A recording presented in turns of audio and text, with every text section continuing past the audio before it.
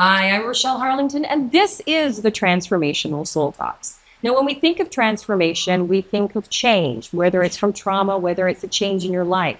Much like a caterpillar to a beautiful butterfly, once transformation begins and it transforms, there is no going back, and everything changes. My wonderful guest today is a co-founder and executive director of the Darklands Foundation, dedicated to human development among the Ngäbe indigenous communities in Panama's tropical rainforest.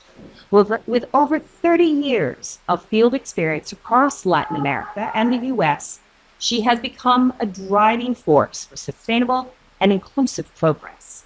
At the Darklands Foundation, she leads the women's program, creating transformative workshops on domestic violence prevention, women's rights, economic development, work that earned her recognition from the Panama Ministry of Women in 2023.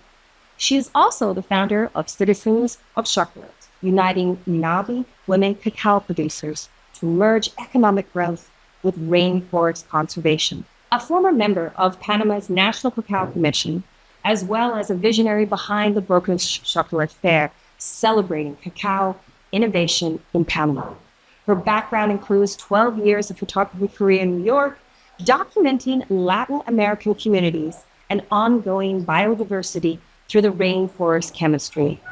Now, since 2024, she has served as an honorary consul of France in the Bocas del Toro. Her career reflects an enduring commitment to empowerment, environmental stewardship, and cross-culture collaboration. I want to offer a warm welcome to my wonderful guest today, Mathilde Grand. Welcome.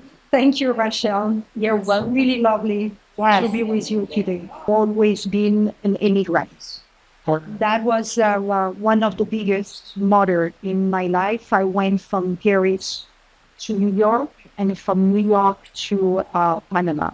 So basically, I always been living outside my country and my culture. Probably Panama was the only country in all the America that has made the effort to build autonomous territories in such a large scale to different indigenous nations. I think that's really important, and I really want to touch on that because I know many countries tend not to really support sometimes their indigenous communities, which is sad. And so Panama has made that effort to support them. Yes. Mm-hmm. How you sustain an economy for an entire community, or different village, or sometimes also between communities. Mm. That's how we work. Expression of racism, expression of it's becoming very normal and almost I can say it because I have the right to say it. Yes, exactly. It's difficult, it's dangerous, it's painful to watch, and I think when you work at the community level, that's kind of tend to disappear. Yes, because you're working on the same role, basically, and we all come from different backgrounds, so there is no problem with that. So I will say that's the main thing, and I will say eat chocolate and real chocolate. I love that. I love that. No, and it's very important to know where your chocolate comes from and your cacao comes from. Where does she see her community going? Where does she see it moving with all of the changes that are happening within Bocas and Panama?